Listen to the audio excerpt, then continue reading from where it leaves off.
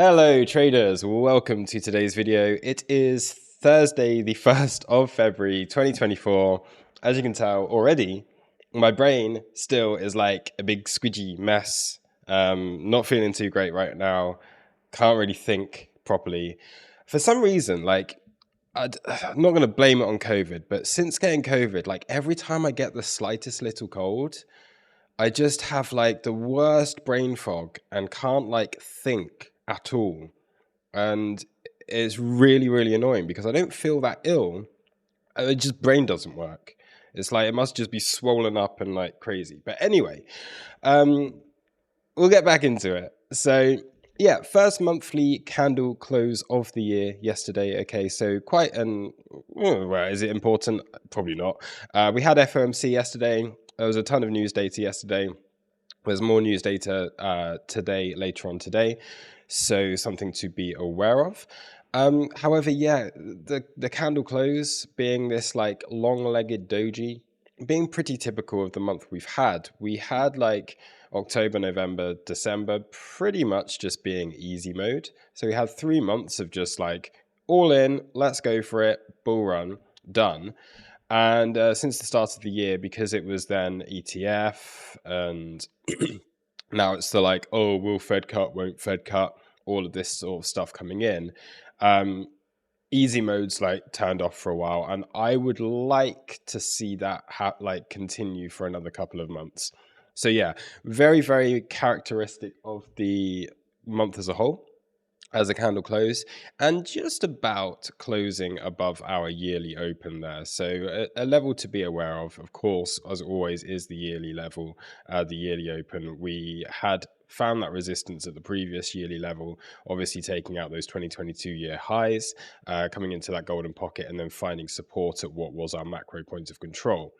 But yeah, if we bring this down onto the Coinbase chart, then we can see it has just been a month of relative chop. Okay, so we started off the year, put in the high, taking out those highs with the ETF hype, coming back into the points of control and our anchored VWAP from easy mode season. And then obviously that bounce that took us to 44K, which was the target. Okay, $100 off, but it was 43,800 to 44,000. And if you actually see the point of control here, that is sat at 43,800. That is where price came into. And yeah, very, very straightforward to be able to get into those couple of short positions. So for myself, I was able to take those shorts here as we had those 3 spikes into the high, and then just compounding, because if you take out that high again, especially on a news day, then it's likely to get that continuation. So in that short position, however, also still holding the long from 33,800. And I see no reason to close that yet. So I've taken profit on the long, hedged into a short, and mainly just flat on the market at the moment. Not really looking at any altcoin positions. There's a couple that I've shared with the crew, but yeah, it's going to be very much dependent on what Bitcoin is doing over the next few days. So we'll go down here onto our Woo chart, and Luna in the background. Have a look at where we are. So weekly open, all right, we had that move up on weekly open that came into that big POC. All right, so this being the same POC over here, there it is. Okay, tap into the point of control, correction. News day yesterday, end of month day yesterday caused, we knew this was likely to happen, right? You have high volume node, we knew that there'd be a lot of chop around that area, and that's precisely what's happened. Where did it find resistance? Up here. Where has it found support? Down at this next high volume node, exactly as you would probably like expect this to happen. And yeah, just overall very, very choppy day yesterday. I didn't trade yesterday, apart from just like going back into that short position, and was hardly even looking at the charts. So yeah, consolidating here at the moment around that yearly open. If we are to get a move up, then we have to be aware of daily open here. This was just start of the month and kind of straight down. And for me, it would just be a case of drawing fib levels. finding where your golden pocket is, which comes up to this like 30-minute OB. Your midpoint is also where your previous week high is, and also just takes out these highs. And then your 382 is at that daily open. So fibs are fairly useful here. And also if you're looking at something like taking your VWAP, so anchored VWAP, weekly VWAP. So if we're looking at the VWAP for the week so far, it lines us up with that previous week high. And if we anchor a VWAP from the highs from yesterday, then you can see that coming down to daily open. So there's a few little levels like as scalp levels to be aware of. If this was to get a bounce, I could see something like, okay, daily open probably can scalp, previous week high probably can scalp, and then probably can scalp here. And then that would, I would imagine, be the extent of any big move up right now, because still am expecting consolidation within this zone.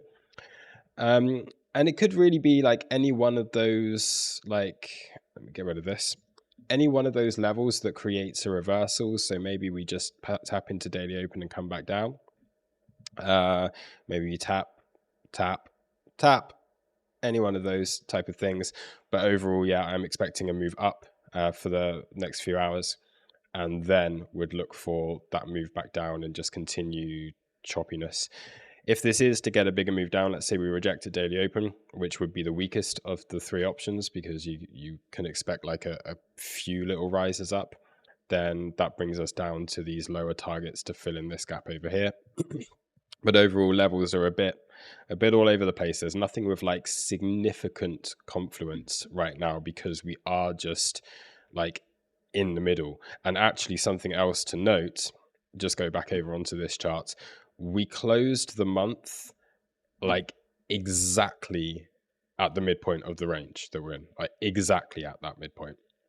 So if we just draw our channel from high to low, this being the main range, okay, deviation, where is our monthly open? It is right there, exactly at that midpoint of the range. And yeah, like I say, typical of the month that we've had, with just being range bound, choppy, and nothing like really trending to grab onto. If we bring it over now onto a little bit of order flow, then we can see once again what we have seen through these corrections has been mainly longs closing out of positions. Okay, we had that little bit of a rise up in open interest yesterday, which took us back to levels of where there were positions that were liquidated. And then once again, on this correction, it was mainly long positions closing out, hitting some liquidations down at the lows here, and now consolidating. So now with a new month upon us, open interest starting to rise back up. And what you tend to see with open interest is it's just like you'll have a big move, open interest will drop, and you'll then just start to creep back up. And then it'll be ready for another move, and it'll start to creep back up, and then it'll be ready for another move. And then it's like that kind of thing. So you're just looking at this like continuous like sloping effect from open interest, and until this starts to get back up to like proper highs up here somewhere, then I think more just chop within this range is what we're most likely to see. CVD is not telling us anything too interesting. You actually have with CVD like a kind of a lack of participants here, being pretty much as you would expect with the drop being mainly longs closing rather than a ton of shorts opening at the lows. It is leading us with CVD being slightly higher, and this is relatively consistent across most exchanges.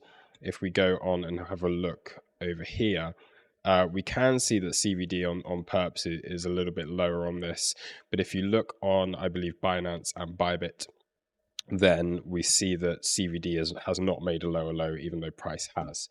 But with open interest down, it's nothing too much to say about that. What is interesting, and what leads me to believe that I still do consider the 38,800 low to be the low for now, is that the spot bid is still holding really, really well.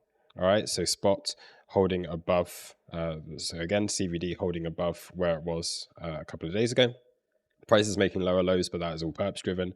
Spot bid is still holding. Spot is still happy to be buying this. And if you actually look over on the Coinbase chart, then despite all of the FUD about Coinbase selling, we are seeing just consistent buying on Coinbase over the past like week or so here. So yeah, the order book is relatively stacked on the offer on the sell side, but with market, a lot of buying going on here, which is relatively nice.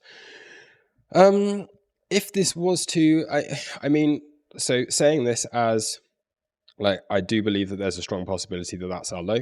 I'll be very happy if it is, because obviously I bought it, and that would be absolutely fine for me.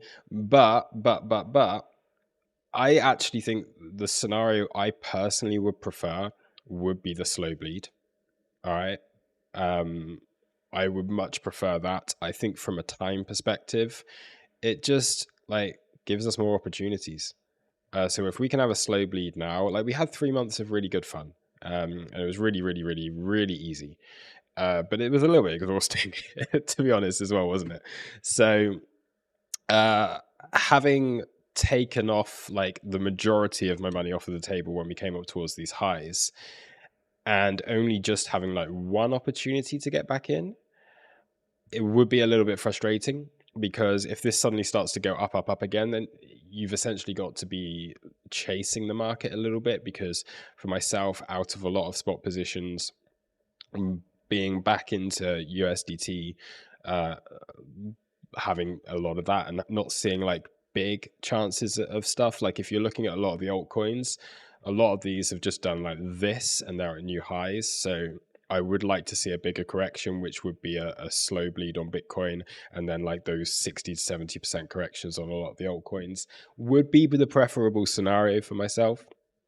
However, if this just continues to go up, so be it. We can't control the market. We have to just trade what conditions we're given. And if that is the low, then we go back into easy mode for the rest of the year.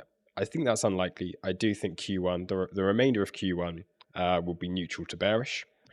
And then bring on the summer, bring on the end of the year, when everything's just going to be like up.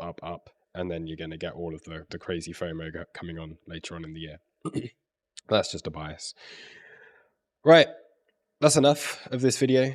I hope you enjoyed it. Please do hit the like button, hit subscribe if you've not done so already. And yeah, if you want to support the channel, we've got our ref links below. Sign up to WooX, sign up to Blofin, stupid name, but good exchange, which are also on Till Street now, by the way. And yeah, we'll leave it at that. So cheers, have a great day. See you soon. Bye-bye.